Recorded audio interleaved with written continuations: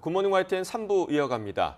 윤석열 대통령의 3.1절 기념사는 5분 20초, 이례적으로 짧았는데 강제징용이나 위안부와 같은 과거사 문제는 전혀 담기지 않았습니다. 정부의 대북 정책 기조인 담대한 구상을 언급했던 지난해 광복절 경축사와 달리 이번엔 대북 메시지도 없었습니다. 보도에 박소정 기자입니다. 우리 모두 기미 독립선언의 정신을 계승해서 자유, 평화, 번영의 미래를 함께 만들어 갑시다. 1300자 남짓 윤석열 대통령의 기념사는 5분 20초에 이르렀습니다. 지난해 광복절 경축사가 13분이었고 문재인 전 대통령의 첫 3.1절 기념사가 15분이었던 것과 비교하면 이례적으로 짧습니다. 강제징용, 위안부 문제 등 과거사 현안은 담기지 않았고 일본의 사죄나 반성을 요구하는 발언도 없었습니다. 앞서 지난해 광복절에 윤 대통령은 일본은 힘을 합쳐야 하는 이웃이라고 언급했는데 함께 힘을 합쳐 나아가야 하는 이웃입니다. 한일 관계가 보편적 가치를 기반으로 나아갈 때 과거사 문제도 제대로 이번엔 더 나아가 협력 파트너라고 강조했습니다. 북한 비핵화 유인책인 담대한 구상의 구체적 방향을 내놨던 광복절 경축사와 달리 대북 메시지 역시 없었습니다. 대신 북핵 위협에 대응하는 안보를 포함해 다양한 분야에서 일본과 협력하겠다는 의지를 드러냈습니다. 과거보다 미래로 나아가야 한다. 즉 한일 관계 개선에 방점을 둔 윤석열 정부의 기조가 더욱 굳어진 것으로 보입니다. 강제징용 배상 문제의 해법을 찾기 위한 한일 간 협상이 진행되고 있는 점을 고려해 일본에 강한 메시지를 던지지 않았다는 해석도 나옵니다. 대통령실 관계자는 한일 간 쌓여있는 숙제를 풀기 위해 조율 중이라 많은 말을 하기 어려운 측면이 있다고 설명했습니다. 강제징용 관련 협상의 타결 가능성이 큰 것 아니냐는 예측과 함께 대통령실에서는 이달 말 한일 정상회담이 이뤄질 수 있다는 낙관적 전망도 나오고 있습니다. YTN 박소정입니다. 네, 이러한 윤석열 대통령의 3.1절 기념사에 대해 여야는 엇갈린 반응을 내놓았습니다. 여당은 국익관점에서 우리가 나아가야 할 길을 제시했다고 평가했지만 야당은 대통령의 역사관이 의심스럽다고 비판했습니다. 보도에 신현준 기자입니다. 과거사에 대한 언급 없이 일본을 파트너로 규정한 윤석열 대통령의 3.1절 기념사에 대해 여야의 반응은 온도차가 뚜렷했습니다. 국민의힘은 오로지 국익 관점에서 우리가 나아가야 할 길을 제시했다고 긍정 평가했습니다. 또 복합적이고 세계적인 위기 극복과 북한의 핵 위협에 엄중히 대응하기 위해 한미일 3국 간의 협력 강화가 무엇보다 중요한 시기라고 강조했습니다. 갈등과 대립의 연속이 아닌 역사에서 교훈을 찾고 미래지향적인 우리의 방향을 제시한 것에 큰 의미가 있습니다. 더불어민주당은 윤 대통령의 기념사에 식민 지배를 정당화하는 논리까지 포함됐다며 역사관이 의심스럽다고 비판했습니다. 특히 과거 세계사의 변화에 적응하지 못해 국권을 잃고 고통받았다는 표현은 일본 침략을 우리 탓으로 돌리는 식민지 근대화론과 괴를 같이 한다고 지적했습니다. 조선인들을 전쟁터로 갱도로 유한소로 강제 동원한 건 아직도 펄펄 끓는 아픔입니다. 윤 대통령의 기념사만 보면 이 상처가 이미 깨끗이 아물어버린 듯합니다. 정의당도 3.1운동 정신을 거꾸로 세우고 국민에게 모욕감을 주는 역대 최악의 대통령 기념사라고 혹평했습니다. YTN 신현주입니다. 일본 정부는 한국은 국제사회에서 여러 과제에 대응해서 협력해 나가야 할 중요한 이웃 국가라고 밝혔습니다. 마스노 히로카즈 일본 관방장관은 정례 기자회견에서 일본은 보편적 가치를 공유한 한국의 파트너라고 언급한 윤석열 대통령의 3.1절 기념사에 대해 이같이 말했습니다. 그러면서 한일 국교 정상화 이후 구축해온 우호 관계를 기반으로 한일 관계를 건전한 형태로 되돌리고 더욱 발전시키기 위해 한국 정부와 의사소통을 계속해 나갈 것이라고 덧붙였습니다. 미국 국무부는 일본은 보편적 가치를 공유하는 협력 파트너라는 윤석열 대통령의 3.1절 기념사에 대해 우리는 이 비전을 매우 지지한다고 밝혔습니다. 네드 프라이스 대변인은 현지 시간 1일 브리핑에서 윤 대통령은 한일 양국이 공유하는 가치를 바탕으로 일본과 더 협력적이고 미래지향적인 관계에 대한 비전을 분명히 했다면서 이같이 밝혔습니다. 또 우리는 한국, 일본과의 3자 협력이 21세기 도전 과제를 해결하는 데 매우 중요하다고 본다고 덧붙였습니다. 3.1절을 맞아 세종시의 한 대단지 아파트에서 태극기 대신 일장기를 개양한 세대가 나와 주민들의 항의가 빗발쳤습니다.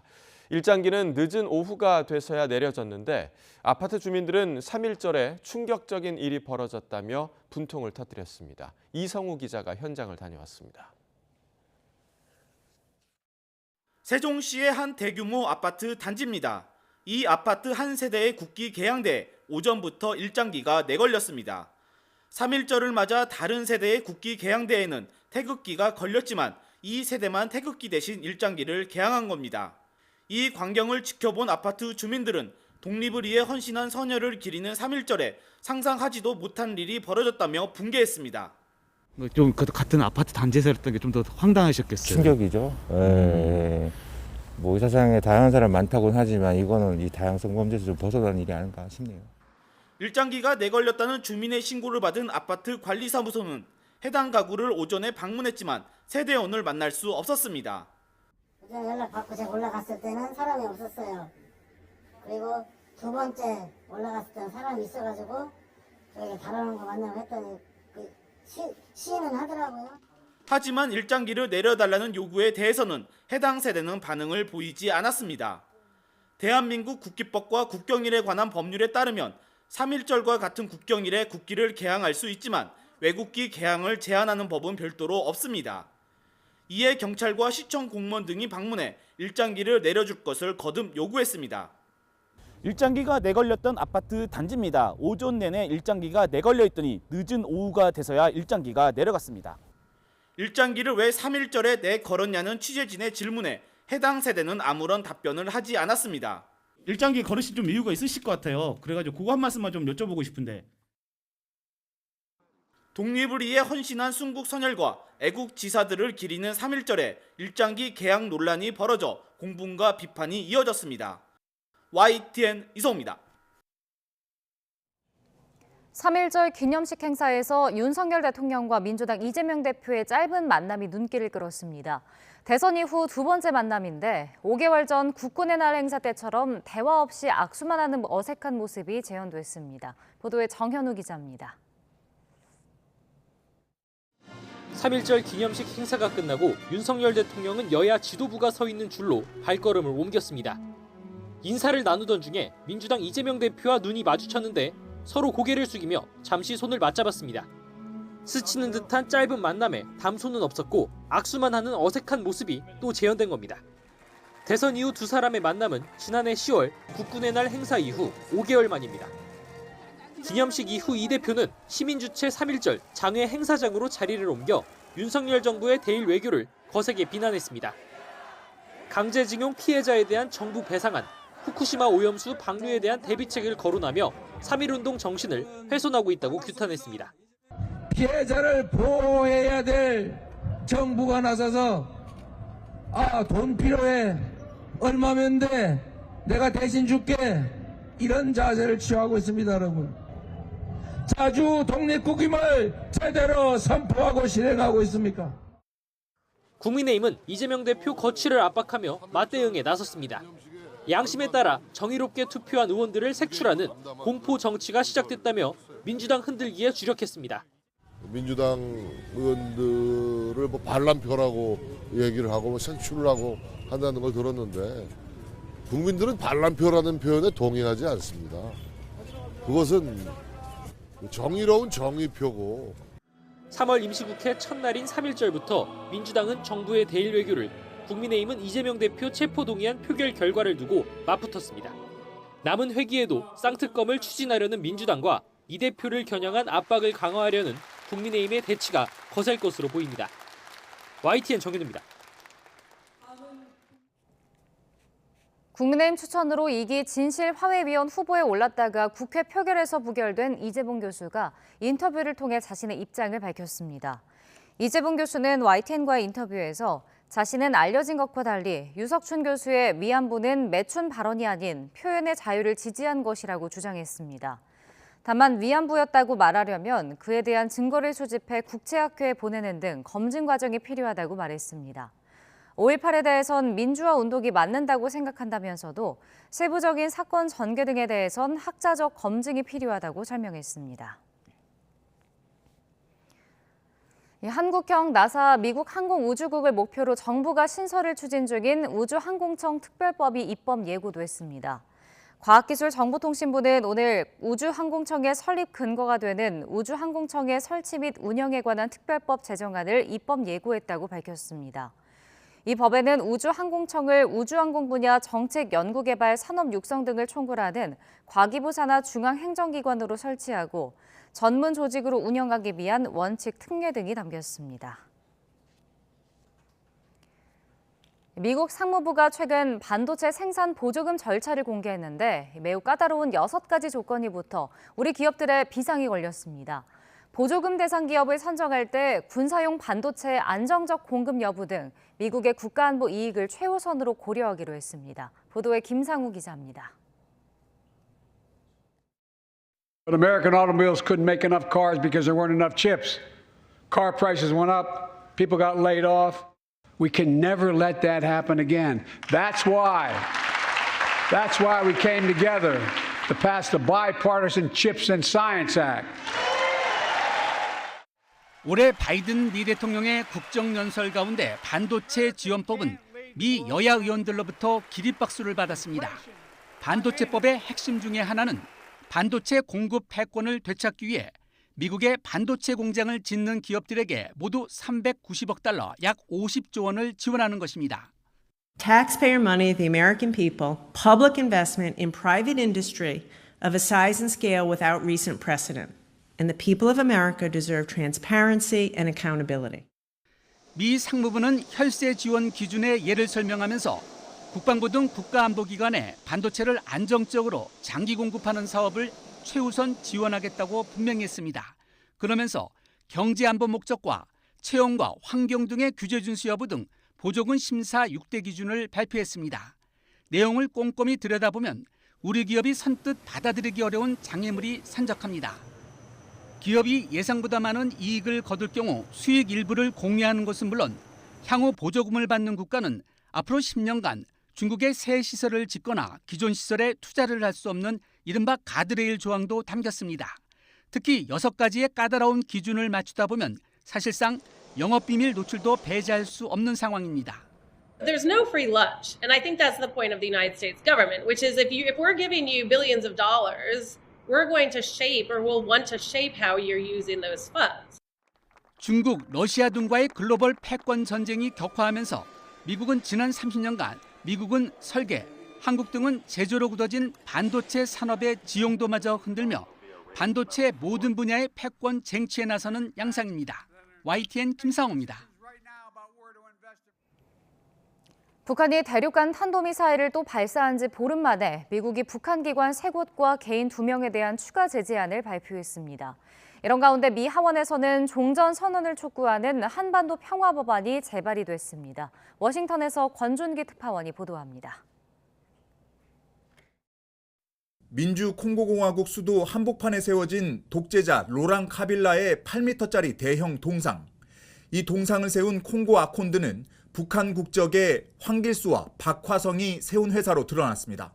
현지에서는 이들이 동상을 헐값에 지어주는 대신 김정일 몸에 카빌라 머리만 갖다 붙였다는 소문도 나돌았습니다. The statue was built by a group of North Korean artisans who work abroad as the Mansudae Overseas Project. 북한 만수대 프로젝트는 아프리카 국가 수십 곳에 동상 등을 건설한 사업으로 북한 조각상 수출을 금지한 유엔 안보리 결의 위반입니다. 미국 재무부는 황길수와 박화성이 세운 콩고 아콘드가 북한 인민무력부 산하기관인 조선백호 무역공사 관련 회사인 것으로 파악하고 제재 명단에 올렸습니다. 해외 외화벌이와 정보 수집에 나선 칠성 무역공사도 제재 대상에 포함됐습니다. 재무부 해외자산통제국은 제재 대상이 된 기관들이 불법으로 외화를 벌어들여 핵미사일 개발을 위한 자금을 댔다고 밝혔습니다. 이런 가운데 미 하원에서는 한국전쟁 종전선언을 촉구하는 법안이 제발이 됐습니다. 브래드 셔먼 의원은 동료 여야 의원 20명의 공동 발의로 지난 회기에서 통과시키지 못한 한반도 평화 법안을 다시 제출했다고 밝혔습니다. This bill does not undermine those sanctions in any way. And yet I can't say that our failure to have a formal end to the war of 1953 has borne fruit in the sense of democracy and human rights. 셔먼 의원은 한반도 평화 법안의 부정적인 일부 여론을 의식한 듯 이 법안은 주한미군 철수를 위한 것이 아니라 한반도의 평화 진전을 위한 것이라고 강조했습니다. 워싱턴에서 YTN 권준기입니다.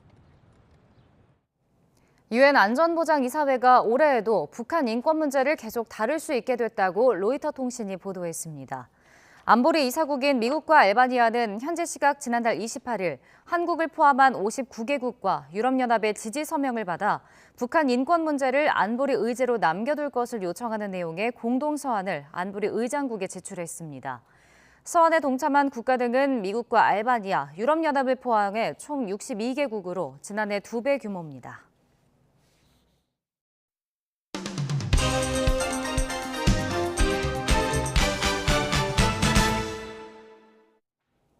네, 3월 2일 목요일입니다. 오늘 아침 신문은 어떤 소식 다뤘는지 짚어보겠습니다. 이현웅 아나운서가 정리해왔습니다. 어서 오십시오. 안녕하십니까? 네.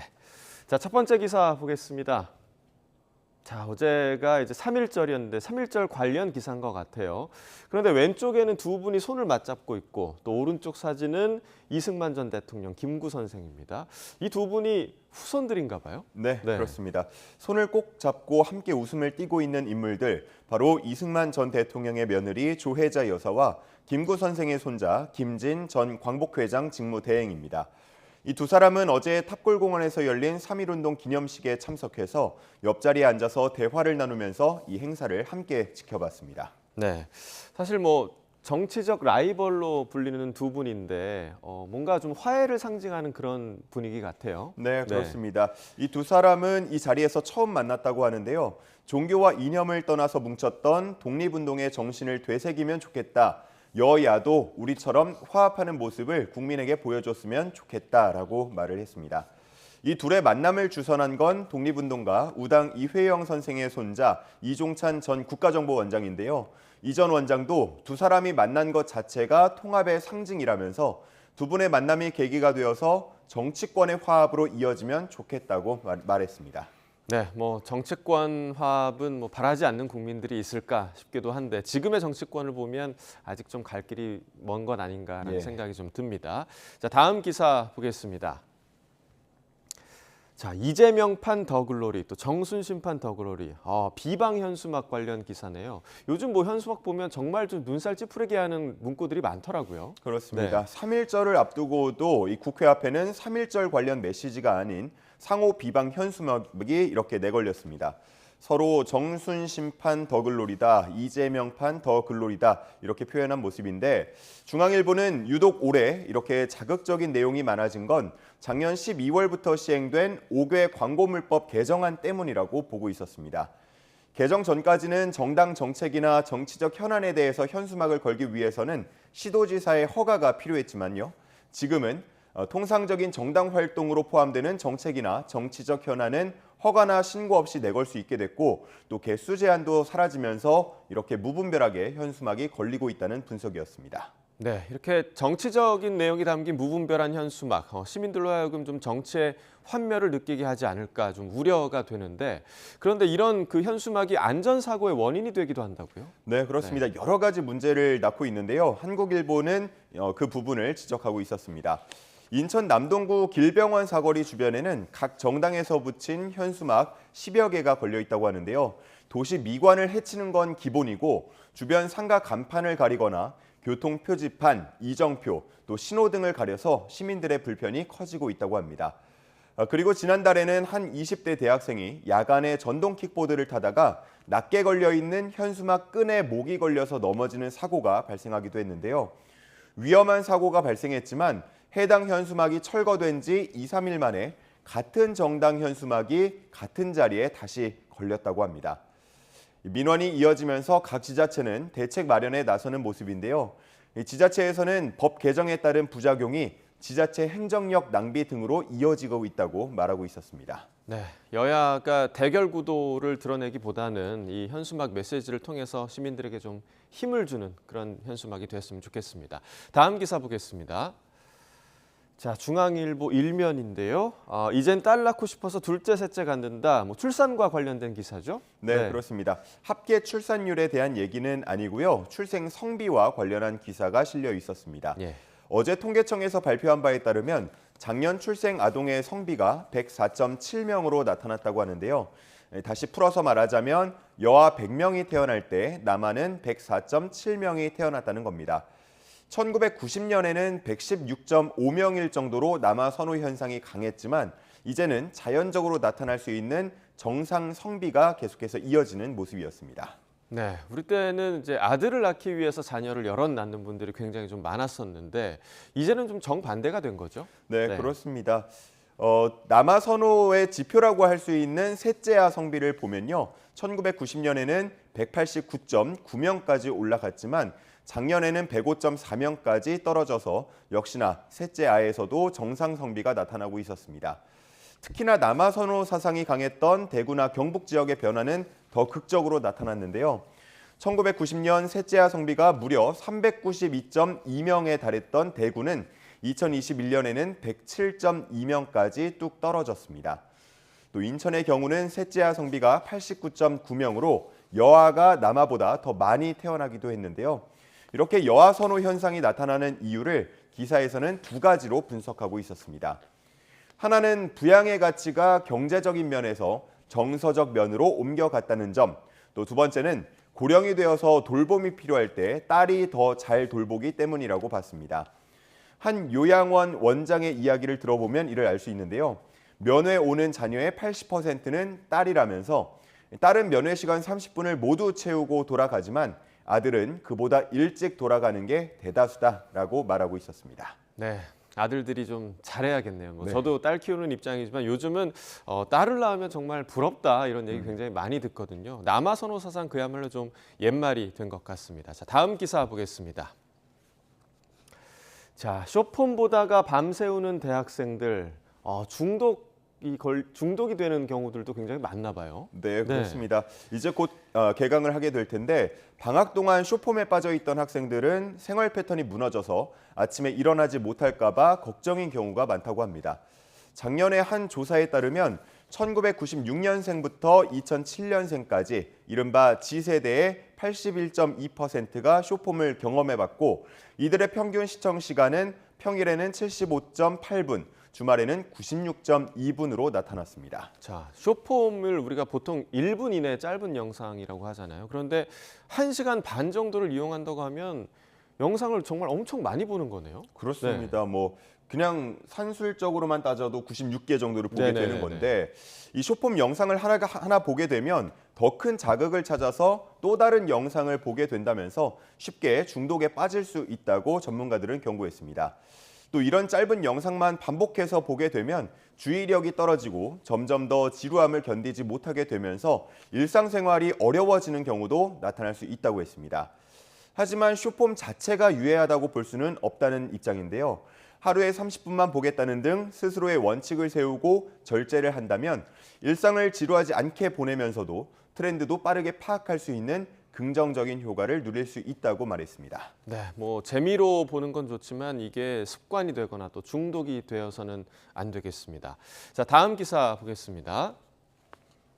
자, 독일에서 9유로 교통 패스가 나왔나 봐요. 그런데 이게 우리나라에서도 좀 제한이 되고 있나 봐요. 네, 그렇습니다. 작년 여름이었는데요. 독일은 에너지 위기와 또 고물가에 대한 대응 등을 이유로 9유로 티켓을 판매했습니다. 시범 사업으로 진행을 했던 건데 이 티켓의 도입으로 물가 상승률이 0.7%포인트 감소하고 탄소 배출량이 180만 톤 줄고 대기 오염 수준이 6% 남짓 감소했다는 연구 결과가 나왔습니다. 또 대중교통 수요가 25% 정도 늘면서 교통 혼잡도 개선됐다는 내용 함께 포함이 돼 있었습니다. 하지만 부정적인 평가도 있었는데요. 계속 유지하기에는 재정 부담이 크고 대중교통 산업에 종사하는 노동자들의 노동 강도가 높아져서 지속 가능하지 않다는 지적이었습니다. 네. 그러니까 장단점이 좀 명확하게 드러난 것 같은데 그런 부분을 반영해서 이 가격을 올린 정기권을 또 판매하기로 했다고요? 네, 그렇습니다. 오는 5월부터인데요. 가격을 49유로로 올린 정기권을 판매하기로 했습니다. 이 독일뿐 아니고 룩셈부르크나 미국 캔자스, 미국 보스턴 등에서 대중교통을 전면 혹은 부분 무상 운영하고 있는데요. 우리나라에서도 이와 같은 교통패스들을 도입해야 한다는 제안들이 나오고 있습니다. 시민단체에서는 만원 교통패스를, 정의당에서는 3만 원 정기권을 주장하고 있는데요.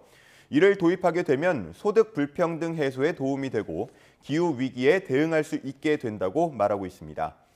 관건은 재원이라는 얘기가 나오고 있는데요.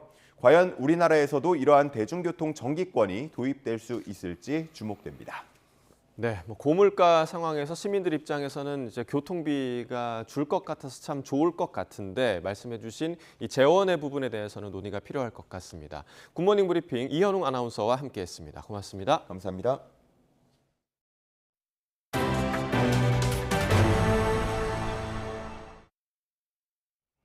러시아 수도 모스크바 외곽에서 드론 공격이 시도된 이튿날, 이번에는 러시아가 점령 중인 크림반도가 드론 공격을 받았습니다. 시진핑 중국 국가주석은 대표적인 친푸틴 성향의 벨라루스 루카센코 대통령과 정상회담을 열어 미국을 견제했습니다. 보도에 이종수 기자입니다. 우크라이나가 지난 24시간 동안 크림반도 목표물에 대해 대규모 드론 공격을 했다고 러시아 국방부가 어제 밝혔습니다. 러시아 국방부는 드론 6대는 방공망에 격추됐고 4대는 전자전으로 무력화됐다며 사상자 등 피해는 없다고 덧붙였습니다. 크림반도는 2014년 러시아가 강제 병합한 지역. 우크라이나는 이번 전쟁을 통해 이곳을 되찾겠다고 공언하고 있습니다. 러시아 국방부는 이와 함께 어제 우크라이나 동부 도네츠크와 루안스크 지역에서 우크라이나 드론 15대를 격추했다고 밝혔습니다. 전날에는 모스크바에서 동남쪽으로 약 110km 떨어진 콜롬나 등지에서 드론 공격이 시도됐습니다. 또 상트페테르부르크 공항 상공에서 미확인 물체가 발견돼 공항 운영이 한때 중단됐습니다. 푸틴 러시아 대통령은 이와 관련해 국경의 보안과 방첩 활동을 강화하라고 지시했습니다. Под особым контролем пограничной службы ФСБ должен находиться российско-украинский участок государственной границы.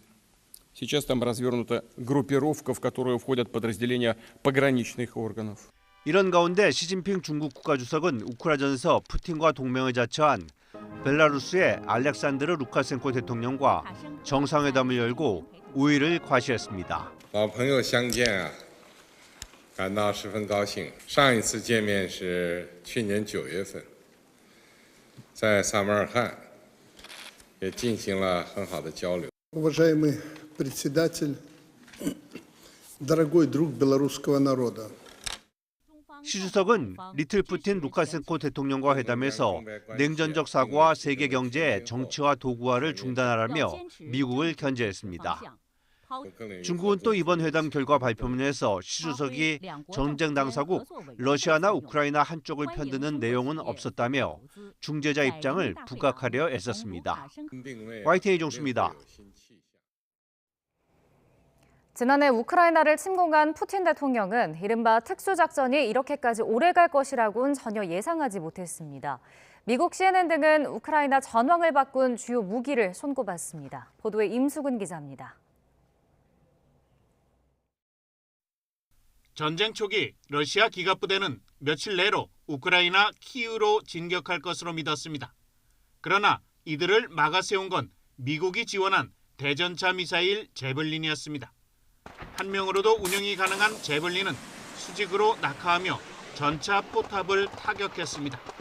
최근 영국 국제전략문제연구소는 러시아군이 전쟁 초기 9개월 동안 전차 전력의 40%가량 1000여 대를 잃었다고 추산했습니다. 바이든 미국 대통령은 이런 전과에 고무된 듯 제블린을 만드는 록히드 마틴을 찾아 직원들을 격려했습니다. Realize how many lives you saved. Yes, sir. No, you really do. And you make a gigantic difference for the rest of the world too. I mean. 제블린이 전쟁 초반을 대표한다면 하이마스는 지난해 후반 전세를 좌우했습니다. 사거리 70에서 80km의 하이마스는 10m 이내의 정밀성으로 러시아가 장악한 공항이나 기지를 타격했습니다. 때문에 러시아군은 탄약고 등을 사거리 밖으로 후퇴시켰고 병참 지원은 더욱 어려워졌습니다. 전황을 바꾼 세 번째 무기는 러시아가 전쟁 전에 이미 우려를 표시했던 튀르키예산 바이락타 드론입니다. Сообщений о применении вооруженными силами Украины беспилотника «Байрактар» по позициям на Донбассе. Мы сейчас эту информацию перепроверяем. 바이락타에서 발사된 미사일이나 레이저 유도 로켓은 러시아의 전차와 포대, 군함을 정확하게 타격했습니다. 바이락타의 인기는 우크라이나 군이 뮤직비디오까지 만들었을 정도입니다. 러시아의 맞대응으로 지금은 바이락타의 효용성이 줄었지만 튀르키예 무기가 우크라이나군의 사기를 크게 높였다는 평가입니다. YTN 임수근입니다. 미국의 주택담보대출 모기지 금리가 다시 치솟으면서 집을 사기 위해 대출을 신청하는 수요자들이 급감한 것으로 나타났습니다. 미국 모기지 은행협회는 지난달 18일부터 24일까지 일주일간 주택 구매를 위한 모기지 신청 건수가 전주보다 6% 감소해 28년 만에 가장 적었다고 현지 시각 1일 밝혔습니다. 지난해 같은 기간과 비교하면 44% 급감한 수준입니다. 지난달 반짝 반등하던 미 주택 수요자들의 모기지 신청이 다시 줄어드는 것은 대출 금리가 다시 급등하고 있기 때문입니다.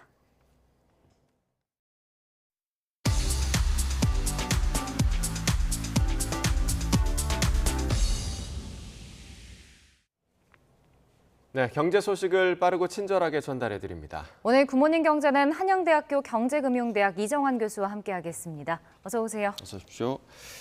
자, 먼저 미국이 반도체 지원법 보조금 지침을 발표를 했습니다. 우리 기업 입장에서는 그렇게 환영할 만한 지침은 아니었던 것 같은데 초과 이익을 공유해야 한다. 그러니까 미국 정부와 공유해야 한다. 이런 지침도 있죠.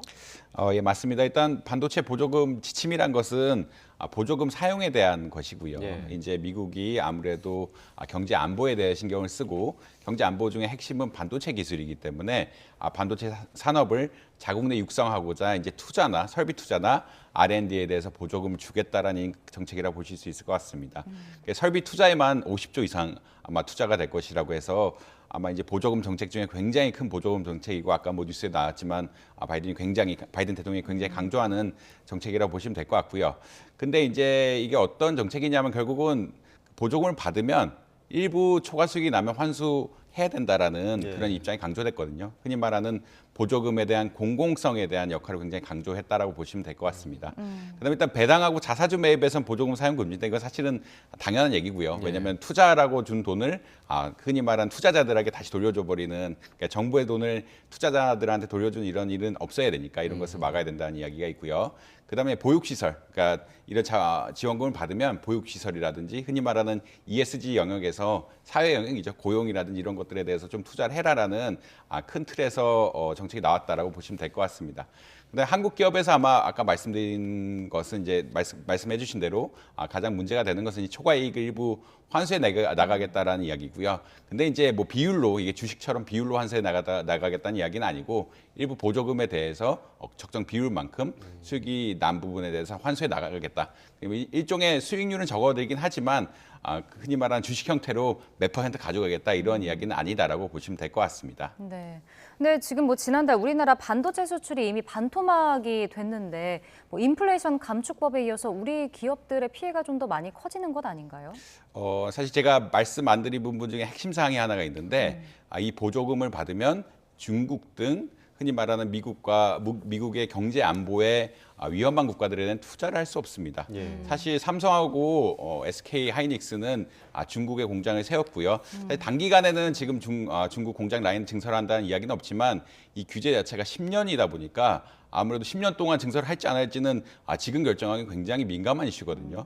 특히 사실 삼성은 지금 텍사스에 반도체 공장을 세우려고 하고요. 하이닉스는 이제 미국의 R&D 센터를 세워서 기술 개발을 하겠다라는 그런 입장인데 지금 보조금을 받게 되면은 삼성이나 SK 하이닉스가 중국 공장에 대해서 증설을 못한다는 이야기가 될 수 있겠고요.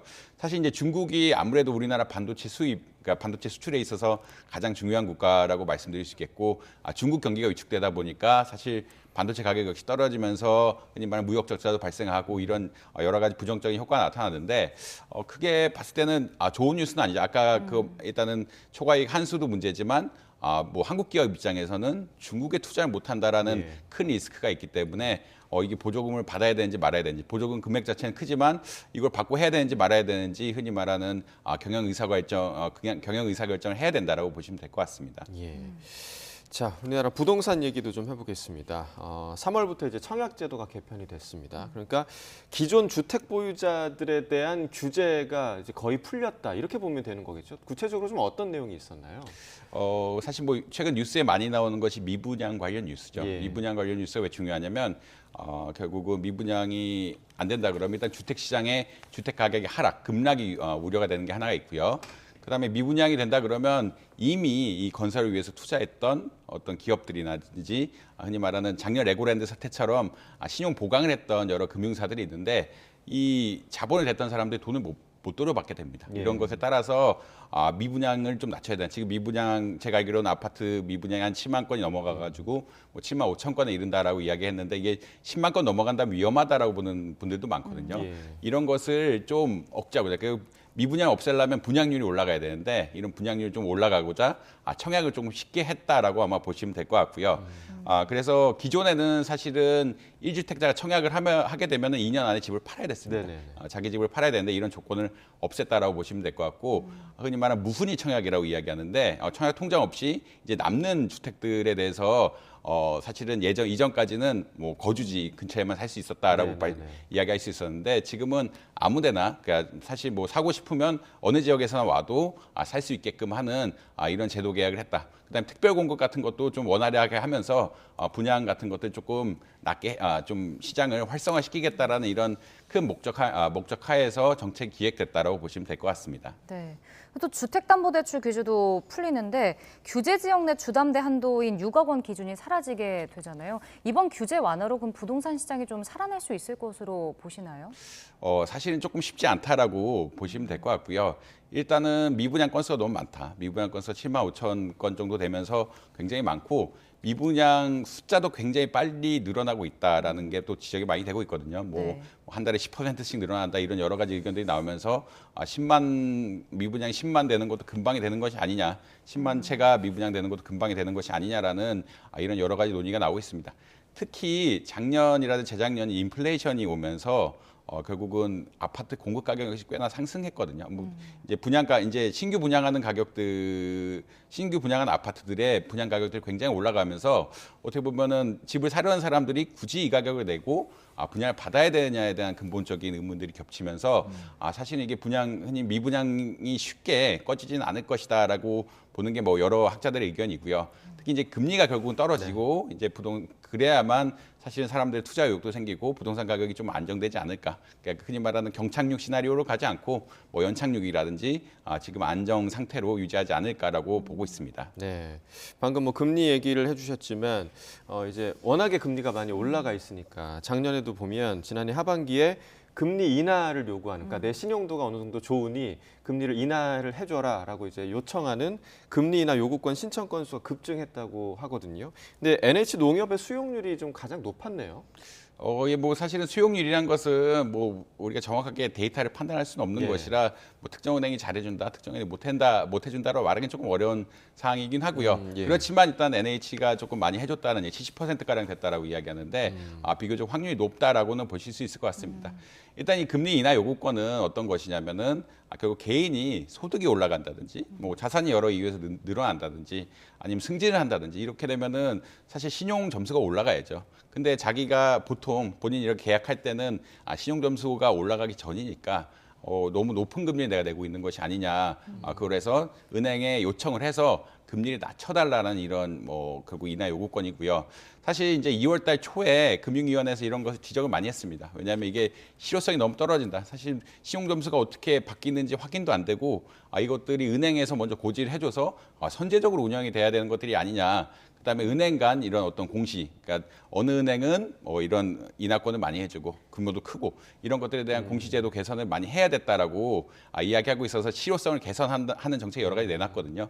사실 오늘 발표난 것 역시 이런 실효성 개선 정책의 일환이라고 볼 수 있을 것 같고요. 결국은 개인이 신용도가 높아졌다 그러면 적절한 금리를 받을 수 있게끔 하는 이러한 큰 제도 개선 하에서 이루어지고 있는 상황이다라고 보시면 될 것 같습니다. 그럼 이런 거는 은행에다 요구를 하면 은행이 자체적으로 판단을 해서 수용을 하는 건가요? 어떤 건가요? 예, 그래서 이제 이 2월 9일에 금융위안이 나왔는데 금융위에서 얘기했던 것도 어떻게 하면 사실 이게 블랙박스지 않습니까? 신용 점수가 얼마고 흔히 말하는 임금 그 월급 통장이라고 하죠. 월급 통장 여부, 연체 여부 이런 것들이 종합적으로 결론이 나 있는데 이게 프로세스가 어떻게 되는지 사실 잘 모르니까 이 프로세스에 대해서 설명을 좀 해라. 그리고 이게 만약 탈락을 했다 그러면 왜 이런 어떤 점에 의해서 탈락이 됐는지 그걸 설명해라라는 이야기거든요. 결국은 사실은 뭐 밖에서 볼 수 있는 것은 신용 점수 혹은 월급이 오르는 것인데 이 프로세스 자체는 은행마다 차이가 있을 수밖에 없고요. 그러니까 어느 은행이 더 잘해주느냐가 사실 이런 데이터로밖에 볼 수가 없기 때문에 조금 불공정하다. 그래서 정보 공시를 더 요구하고 있는 상황이다라고 보시면 될 것 같습니다. 자, 마지막 해외 증시 살펴보면 오늘 뉴욕 증시, 유럽 증시 모두 혼조세를 좀 보였어요. 사실 이게 지금 뭐 1월 달에 흔히 말하는 주가 많이 올랐다가 2월 달에 많이 빠졌죠. 2월 달에 많이 빠지면서 뭐 3월 달에 어떻게 될 것이냐에 사실 논쟁이 많은데 미국의 가장 중요한 이슈는 사실 지금 어떻게 보자면 국채 금리라고 할 수 있습니다. 국채 금리가 심리적 한계선이 4%라고 이야기했는데 계속 3.9%대 왔다 갔다 하다가 어제 4%를 잠시 넘었거든요. 4%가 넘었다라는 이야기는 금리가 지속적으로 흔히 말하는 미국의 10년물 금리가 4%가 넘었다는 이야기인데 10년물 금리가 4% 넘었다는 이야기는 지금의 금리 인상 기조 혹은 긴축 정책이 상당 기간 지속되는 것이 아니냐라는 그런 기대감이 형성됐다라고 보시면 될 것 같고요.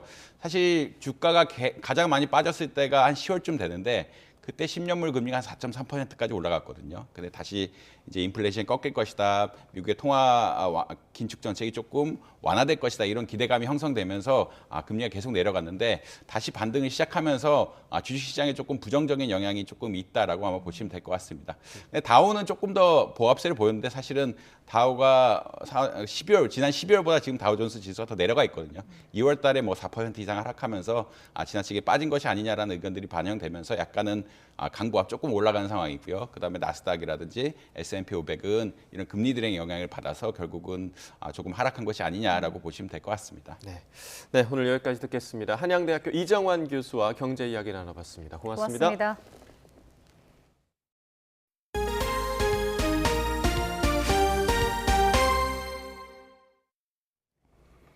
네, 오늘 전국의 초중고등학교에서 3년 만에 처음으로 노마스크 신학기가 시작됩니다. 또 2019년 이후 4년 만에 대면 입학식도 치러지는데요.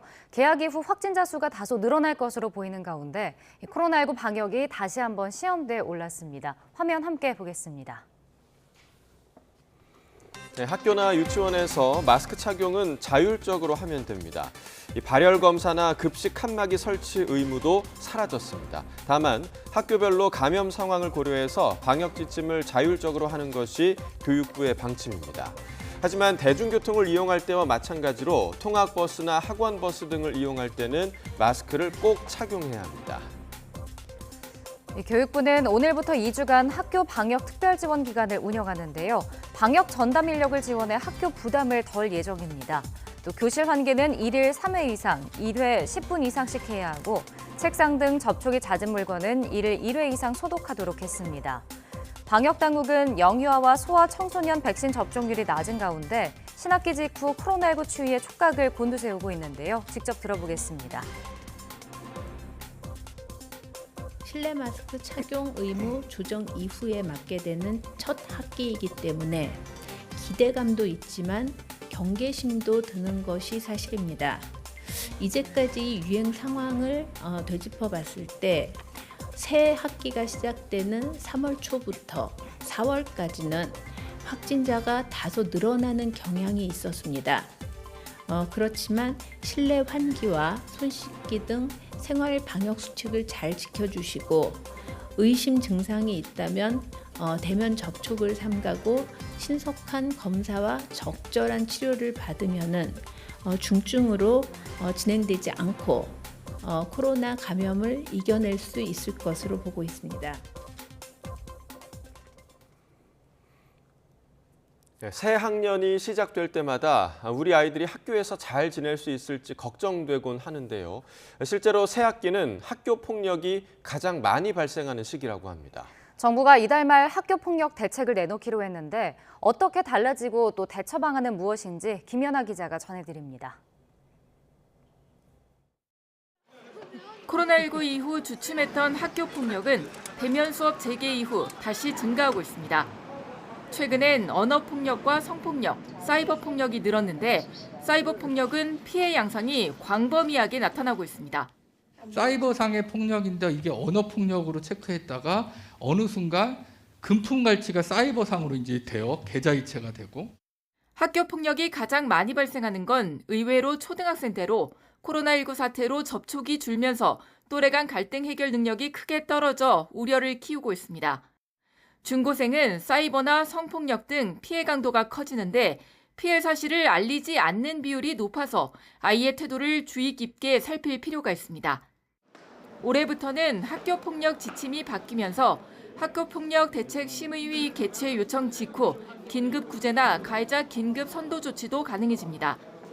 다만 교사의 적극적인 학생 지도는 여전히 한계가 있을 가능성이 큰데 지난해 법 개정으로 교사의 생활 지도권이 부여됐지만 이를 실제로 뒷받침할 면책 조항 등 세부 법령과 지침이 아직 마련되지 않았습니다. 아들 간의 다툼을 생활 지도하고 그 생활 지도하는 교사를 아동학대로 신고하고 그 과정 중에 교사는 교육활동 침해 행위를 주장하는 케이스를 굉장히 많이 보고 있습니다. 이달 말에 나올 추가 대책은 학교폭력 가해자에게 대입 정시에서도 불이익을 주고 정순신 변호사처럼 가해자 측이 소송으로 시간을 끌 때의 대책 등이 담길 전망입니다. 피해자 보호와 치유를 확대하고 가해 학생 학부모에 대한 상담 강화 등도 검토하고 있는데 많이 거론되고 있는 가해자와 피해자 즉시 분리기간 연장 등은 실제 학교 현장에선 시행하기 어려운 점들이 많아서 좀 더 세밀한 논의가 선행돼야 한다는 지적입니다. YTN 김연아입니다. 아동 청소년 관련 기관에 취업한 성범죄 경력자 81명이 정부 합동조사에서 적발됐습니다. 여성가족부는 지난해 3월부터 12월까지 중앙행정기관과 지자체, 교육청이 학교와 학원, 체육시설 등 54만여 개 아동 청소년 관련 기관을 대상으로 점검한 결과 성범죄 취업 제한 대상 81명을 적발했다고 밝혔습니다. 이 적발된 81명 가운데 43명은 해임 조치됐고 운영자 38명에 대해서는 기관 폐쇄 또는 운영자 변경을 조치하고 있습니다. 서울시 지하철 요금 인상은 일단 미뤄졌지만 노인 무임승차가 대규모 적자의 원인이라는 논란은 계속되고 있습니다. 그러나 노인 무임승차 덕분에 다른 복지 비용이 절감되는 효과도 분명하다며 경제 논리로만 바라봐서는 안 된다는 목소리도 나오고 있습니다. 박정현 기자입니다. 점심시간을 앞둔 서울 탑골공원. 무료급식소 앞에 줄에도 장기판이나 바둑판 앞에도 온통 어르신들입니다. 친구도 만나고 시간도 때우려 이곳을 찾는 이들 대부분은 지하철 무임승차 대상인 65살 이상. 최근 노인 무임승차 문제가 뜨거운 감자로 떠오르면서 마음이 착잡합니다.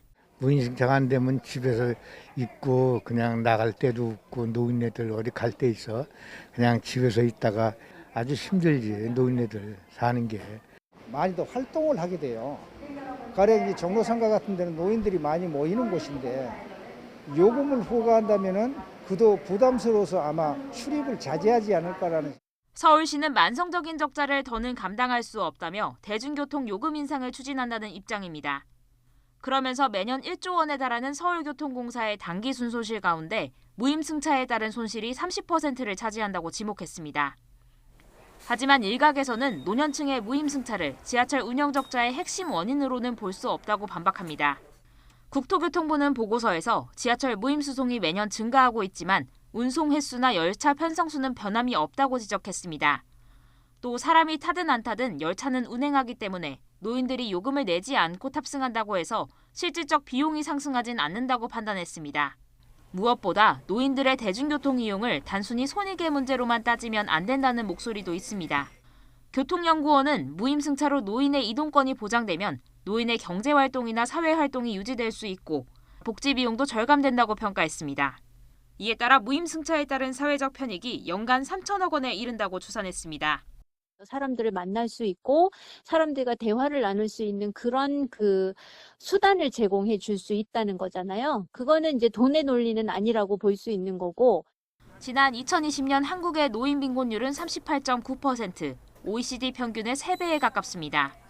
경제 논리를 넘어 사회복지의 차원까지 무임승차 논의의 저변을 확대해야 하는 이유입니다. YTN 박정현입니다.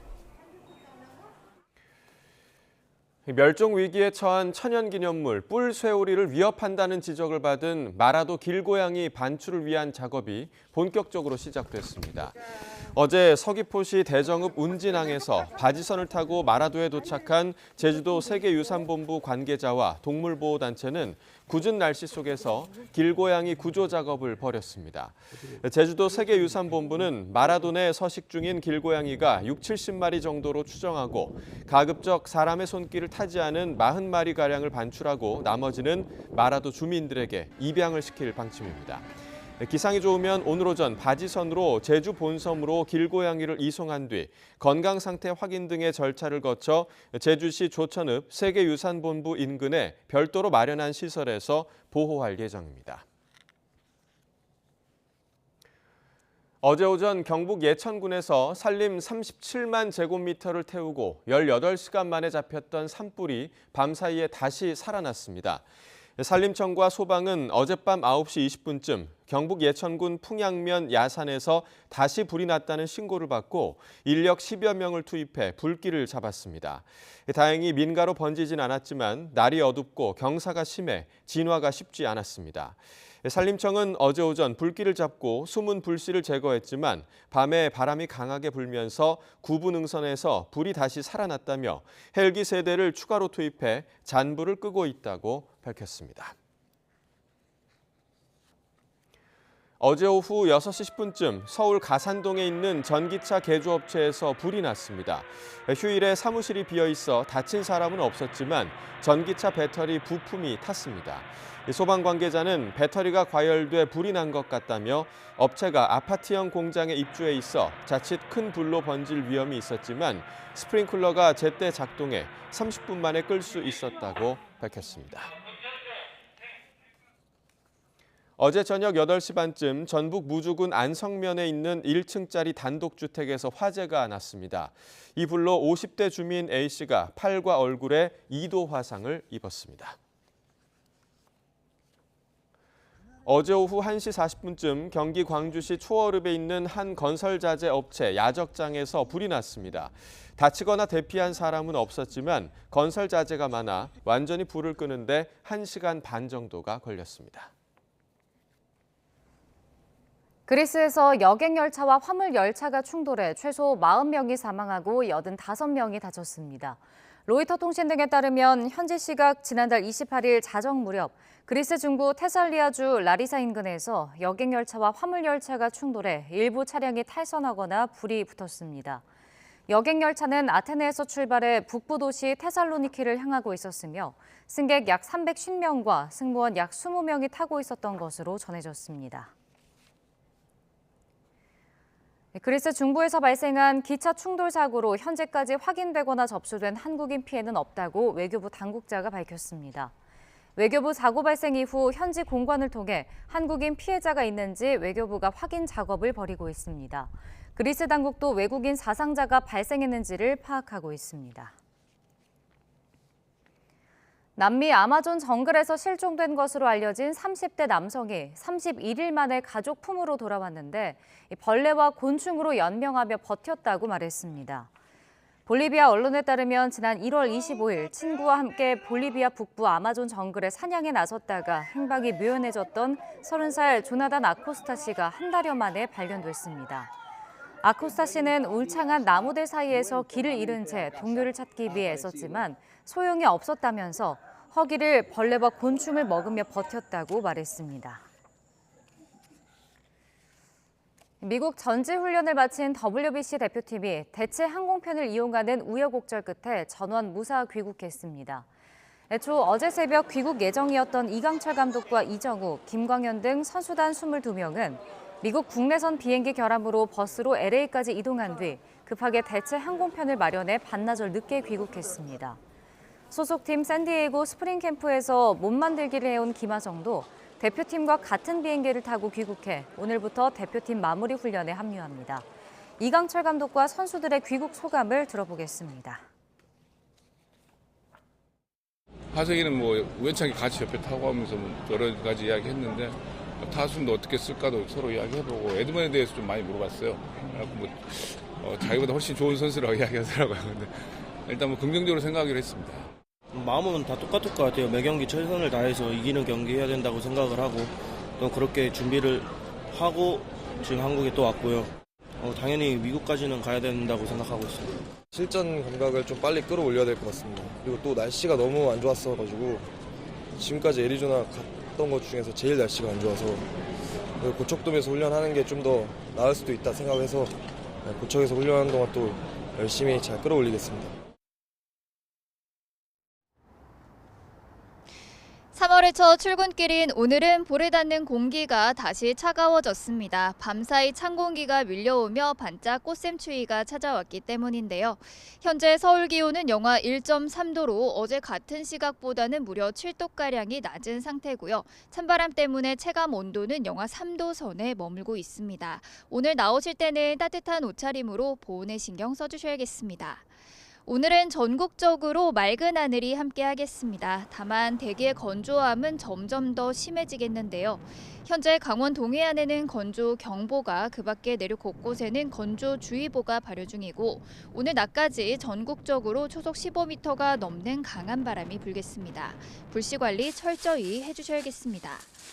강원과 충청, 전북에는 한파주의보가 내려진 가운데 현재 서울 기온은 영하 1.3도, 춘천은 영하 3.5도 등으로 어제보다 1도에서 7도나 낮고요. 낮에도 찬바람이 불며 종일 쌀쌀하겠습니다. 오늘 서울의 한낮 기온은 7도, 광주가 8도로 어제보다는 1도에서 5도가량이 낮겠습니다.